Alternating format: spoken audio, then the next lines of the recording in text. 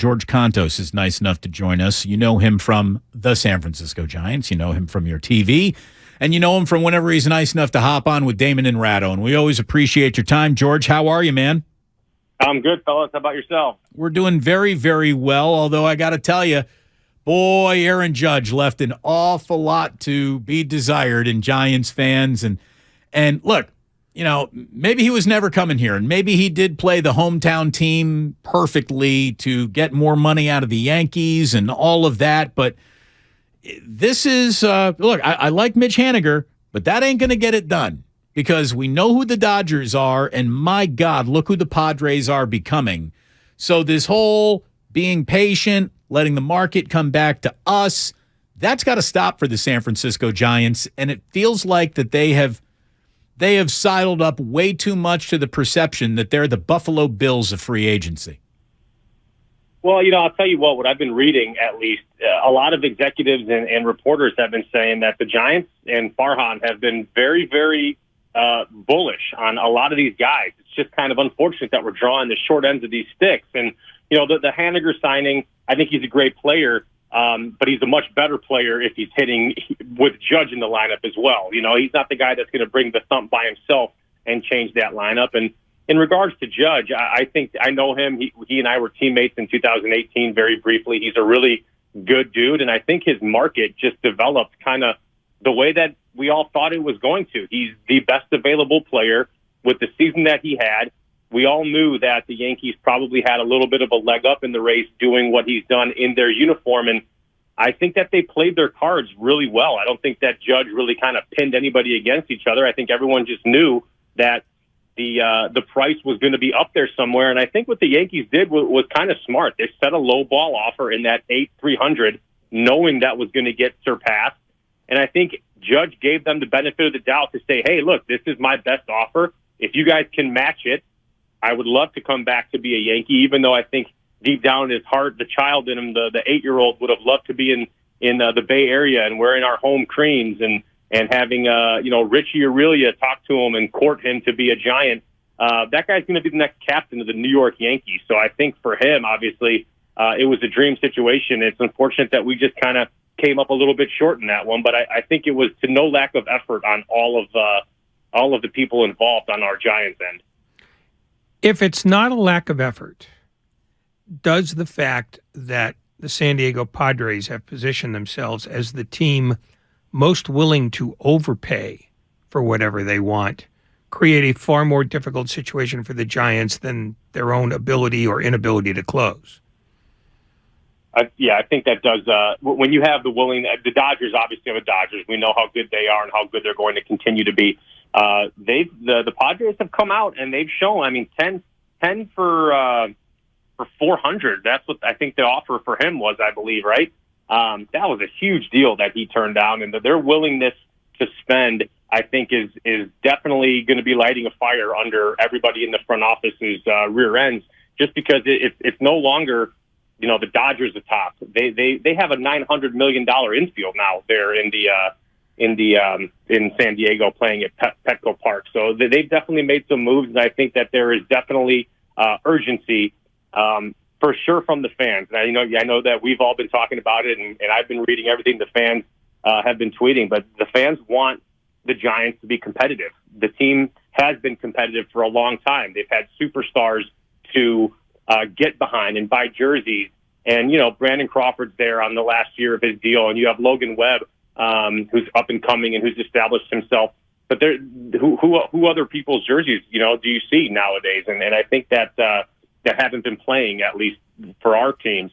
But I definitely think that there's some fire being lit, and there needs to be something done, because the fans, I think, are getting a little bit frustrated with the direction that things are going. George Kontos with us here on 95.7 The Game. So, look, we have seen two things, and they've happened enough to where we can say this is real. They do not or have not attracted position players to come to that ballpark. However, in that ballpark, we have seen pitching and defense win 3 world championships. Knowing that Farhan is a consummate platooning tinkerer, Why don't the San Francisco Giants just pivot back to Carlos Rodon? Why didn't they go hard after either Verlander or DeGrom, pair them with Logan Webb and DeSclafani and just say, look, we're going to try to pitch better than anybody else, and that's what we're going to do in a ballpark that says you can win doing that? Are you surprised that they haven't gone harder after a frontline starter if landing the bat just doesn't happen? I think that the focus is now going to be shifted to more pitching. I think the beginning of free agency obviously was landing the big elephant in the room in Aaron Judge, and now that has passed, I think that you need to land one hitter and you need to land a solid top of the rotation guy to complement Logan Webb. And Carlos Rodon, as I'm sure you guys are reading and all of us are seeing, his market's starting to heat up, and I'm looking at 6 years, $180 million for him. And I think it's just the willingness to spend those kind of dollars on somebody. The guys who have gone so far, Verlander, I think would have been a great fit. He's a guy who's established. I think probably he wanted maybe to be a little bit more on the East Coast. I know his wife is from out there, and they have kind of some stuff going on in New York personally for them. Jacob DeGrom, he's, when healthy, the best pitcher on the planet. Stuff-wise, the guy sits 100 miles an hour. We've seen what he can do for a long time. I think there were just injury concerns that maybe don't justify spending that kind of money on a question mark. He hasn't thrown that many innings in the last 4 seasons, but when he toes the mound up, he's obviously very well worth that investment. Carlos Rodon, I would love to see back. I think what he did, he won over the fans from the first moment he towed the rubber in San Francisco at Oracle Park. But I agree with you. I think that somebody to complement Webby at the top of that rotation is definitely something that they need to really address.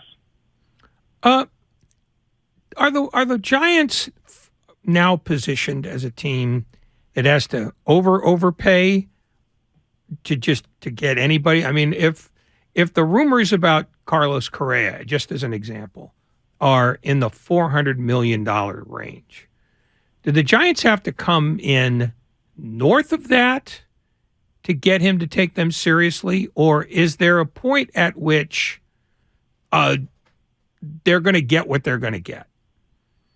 Well, I think that we've been spoiled a little bit in San Francisco with some of the guys that have come through. We were able to trade for a Hunter Pence, Buster Posey's homegrown. Those guys learned how to hit at formerly AT&T Park, now Oracle. It's going to take a little bit of an overpay to get a hitter to give up chasing some of those numbers and the long ball to come play and hit at a place like Oracle Park. We know historically that the ball does not travel as well there as it does in a lot of other places. So I think when you're looking at free agents, you're going to have to be willing, on the hitting side at least, you're going to have to be willing to spend a little bit more to get those guys that you have your eyes on. And in this market, this is kind of crazier than I've seen in a long time in this free agent market. It seems like everything is 15, 20% inflated to what some of these contracts were or would have been, a couple years ago, 2-3 years ago.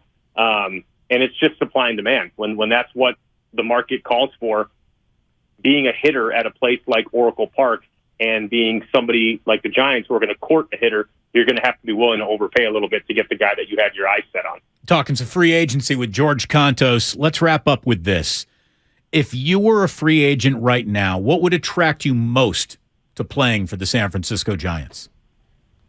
Just their history and the culture that they've built, and I'm obviously very biased because I have those memories very fresh in my memory. But this is a place that has established a tradition of winning, and there are still players there who are hungry and who were there to help cultivate that type of environment that we had.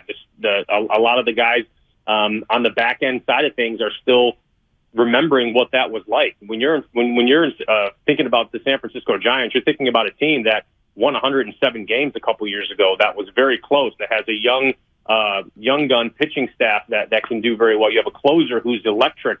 There's a lot of positives that you can attract to the San Francisco Giants, and it's just about filling those puzzle pieces that really take the team in general to the next level of being able to compete with the other horses that are in the NL West. I would say the NL West right now is the best division in baseball.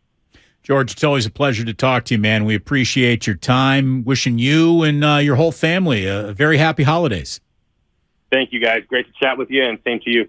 Thank you very much. George Kontos here on 95.7 The Game.